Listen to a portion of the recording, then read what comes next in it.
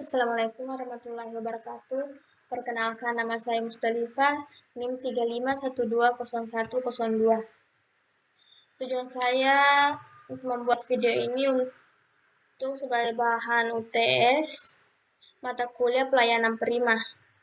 Adapun soal-soal yang diberikan itu ada 5. Yang pertama itu jelaskan pengertian pelayanan prima.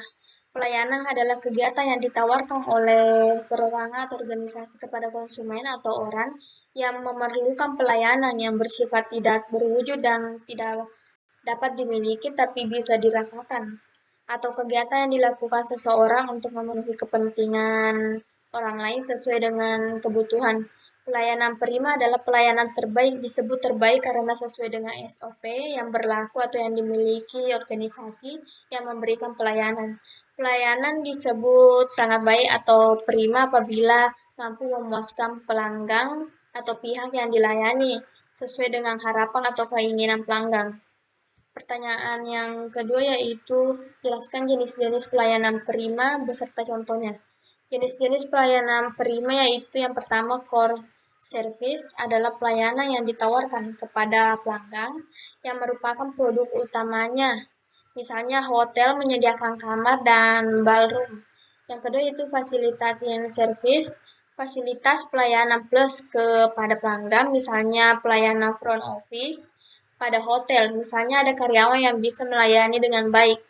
Yang ketiga yaitu supporting service, pelayanan tambahan atau pendukung untuk meningkatkan nilai pelayanan atau untuk membedakan pelayanan-pelayanan dari pihak pesaingnya, misalnya hotel dan restoran pada satu tempat. Yang ketiga yaitu jelaskan prinsip-prinsip pelayanan prima. Prinsip yang pertama yaitu attitude, pelayanan yang sopan dan serasi, berpikir positif serta sehat dan logis serta sikap menghargai. Yang kedua yaitu attention, mendengarkan sungguh-sungguh kebutuhan pelanggan, mengamati dan menghargai perilaku para pelanggan, mencurahkan perhatian penuh kepada pelanggan. Yang ketiga yaitu action, mencatat setiap pesanan pelanggan, mencatat kebutuhan para pelanggan, menegaskan kembali kebutuhan para pelanggan, serta menyatakan terima kasih dengan harapan pelanggan mau kembali lagi.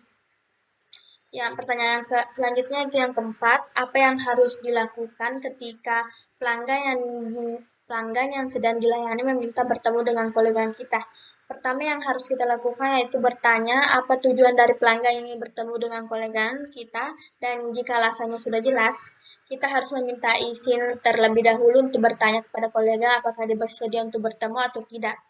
Jika memang kolega yang tidak bersedia, kita harus menyampaikan alasan yang tepat agar pelanggan tidak merasa kecewa, seperti sampaikan permintaan maaf terlebih dahulu dan katakan bahwa kolega sedang sibuk dan tidak bisa ditemui atau diganggu untuk saat ini, mungkin bisa mengatur pertemuan di lain waktu. Sampaikan saran agar pelanggan tidak tersinggung dengan penolakan kolega.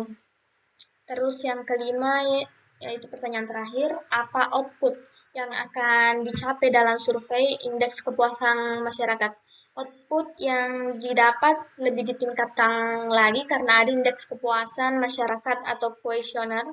Maksudnya itu adalah apakah performa dari pelayanan tersebut bagus atau tidak, dan bagaimana pelayanan tersebut memenuhi kebutuhan konsumen yang sesuai standar kepuasan masyarakat dari harapan perusahaan, dan bagaimana cara agar pelanggan merasa puas dengan pelayanan yang dilakukan terhadap perusahaan.